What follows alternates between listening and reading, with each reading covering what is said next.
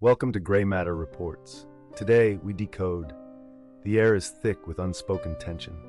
A stark room devoid of warmth lies in silence. The walls, once vibrant, are muted, absorbing the gravity of what unfolded within. Papers strewn across a polished desk, files meticulously organized yet disrupted, hint at a disturbance that transcends the ordinary. The complexities of an incident that has captivated the nation, an altruistic anomaly where the lines between benevolence and malevolence blur in unsettling ways. Within this sterile environment, a lone figure stands at the threshold, an investigator entrenched in both the physical and psychological landscape of the subject. Each step is deliberate, each breath measured. This is not just a crime scene, it is a crucible of human behavior. What drives an individual to navigate the treacherous waters of moral deviation? Here, the answers lie concealed beneath layers of forensic evidence. The biological samples collected, the psychological profiles constructed, all serve as pieces of a larger puzzle. They whisper secrets, beckoning us to listen closely. The behavioral case unfolds before us, a narrative rich with nuance. It reveals a subject whose motivations are a complex tapestry woven from personal history, societal expectations, and an insatiable need for recognition. This deviation from social norms raises questions. Is it a cry for help or a calculated act of defiance? As we delve deeper, we encounter the psychological bridge, an intricate network of cognitive dissonance and emotional turmoil. Evolutionary psychology offers insight, suggesting that our primal instincts, honed over millennia, may still govern our actions. The quest for social dominance, the drive to belong, and even the need to protect those we deem worthy, these forces collide, catalyzing choices that defy logic. The lens widens, revealing a global perspective. Crime is not merely an isolated phenomenon. It is a reflection of societal values, a mirror held to our collective psyche. We wear masks, concealing our fears and desires, yet the truth remains. Each of us harbors the potential for darkness. As we draw this chapter to a close, consider the implications of what we've uncovered. The case teeters on the edge of understanding and ambiguity, leaving us with more questions than answers. In a world where altruism can morph into something far less noble, what safeguards our humanity? Join us as we continue this exploration. The room is dimly lit, shadows stretching across scattered documents. The air is heavy, laden with the weight of countless stories etched in ink. A solitary desk, cluttered yet organized, holds the fragments of a life that spiraled into darkness. Today, we decode the enigmatic profile of our subject, a figure entwined in a web of complexity and contradiction. Born into a seemingly normal family, the individual exhibited early signs of peculiar behavior. An observer might have noted an affinity for solitude, an aversion to social norms. But beneath this exterior lay a mind shaped by an intricate dance of factors: biology, environment, and experience. The behavioral case unfolds like a clinical study. Reports indicate a fascination with the concept of altruism, an ironic twist for someone who would ultimately deviate from societal expectations. It's as if the individual sought connection through acts that appeared benevolent, but masked deeper, more troubling motivations. In the months leading up to the incident, subtle shifts became apparent. Increased agitation, obsessive behaviors, a withdrawal from previously enjoyed activities, each a signpost on the path to a critical juncture. Yet the question lingers, are these traits inherent or learned? The psychological bridge between nature and nurture is fraught with complexity.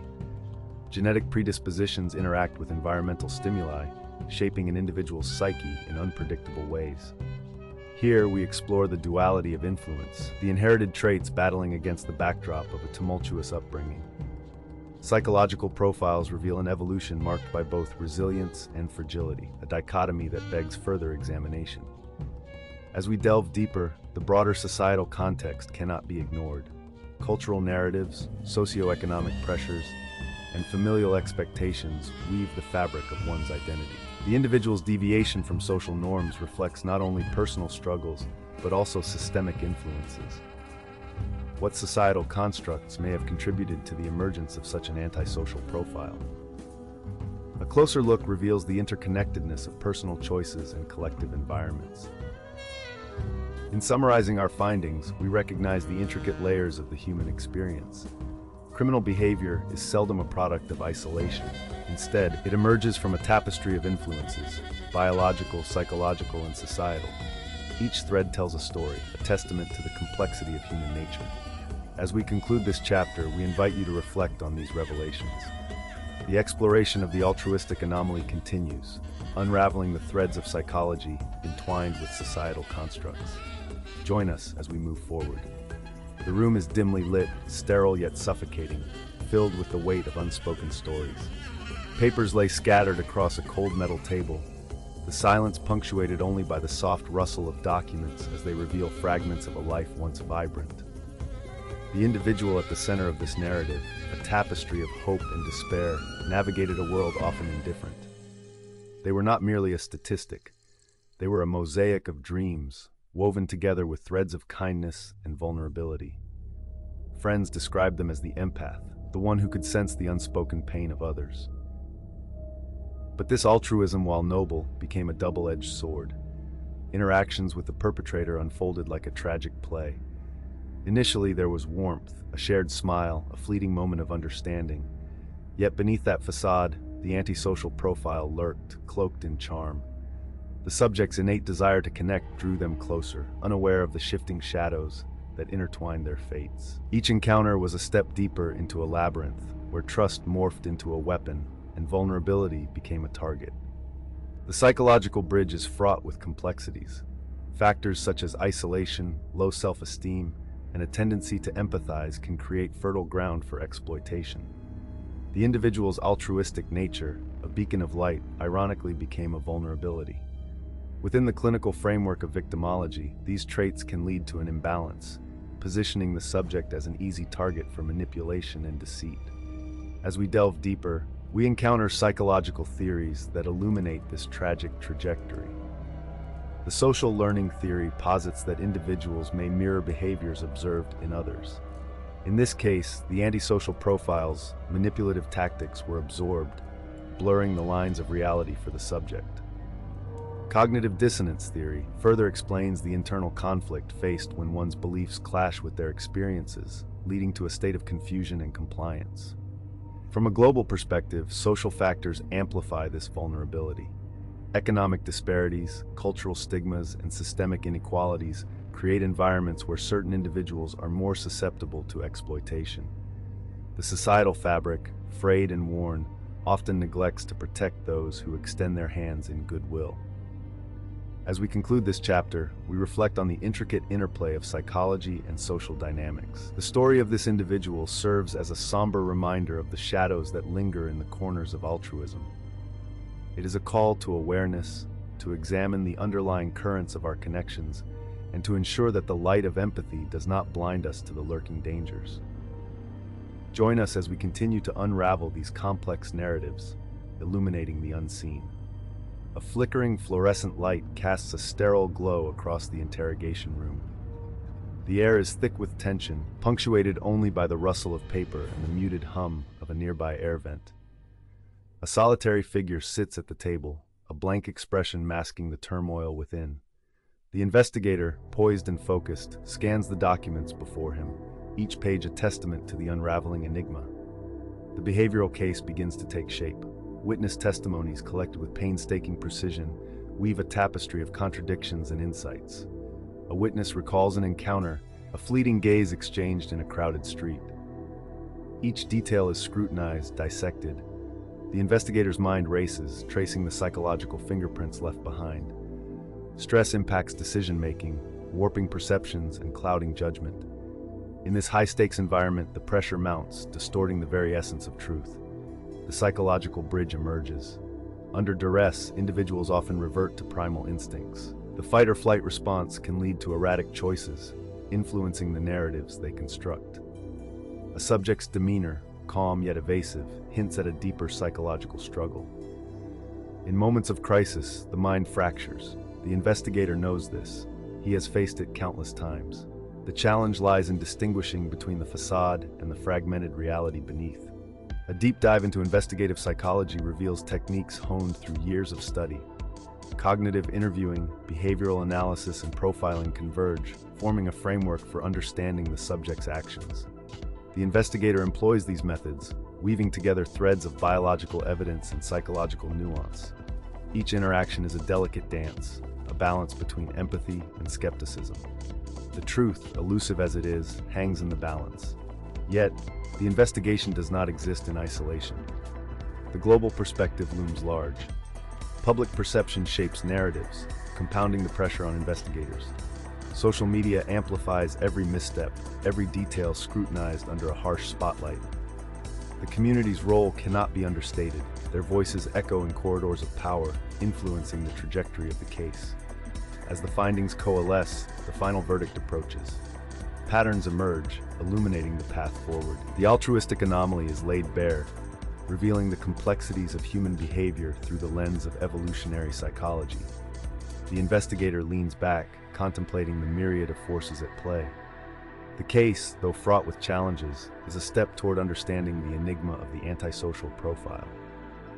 Join us as we continue this exploration, illuminating the shadowy intersections of human behavior and societal norms. The courtroom buzzes with anticipation.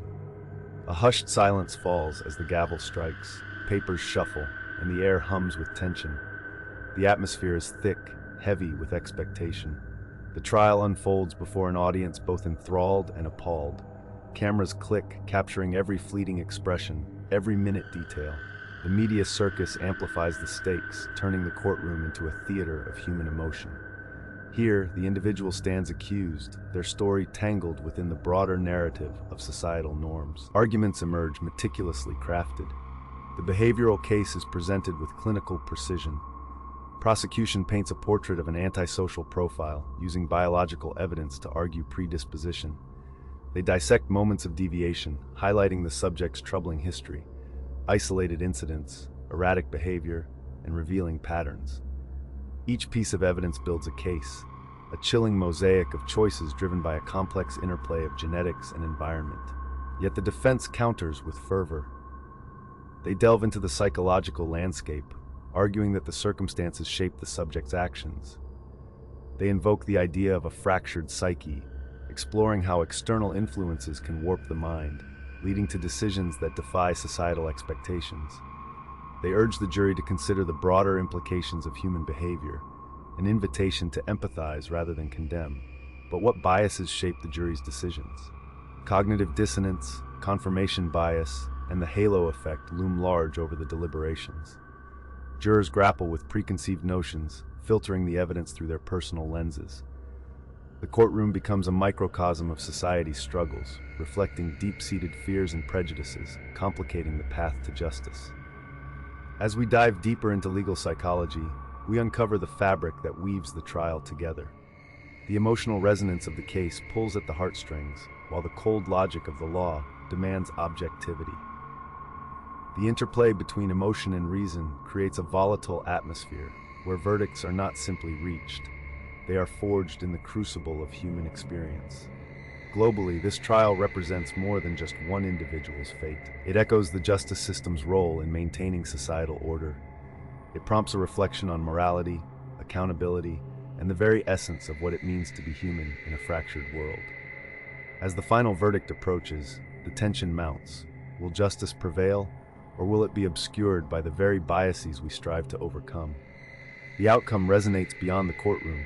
It invites introspection, urging us to confront the shadows of our own understanding. The echoes of the past linger.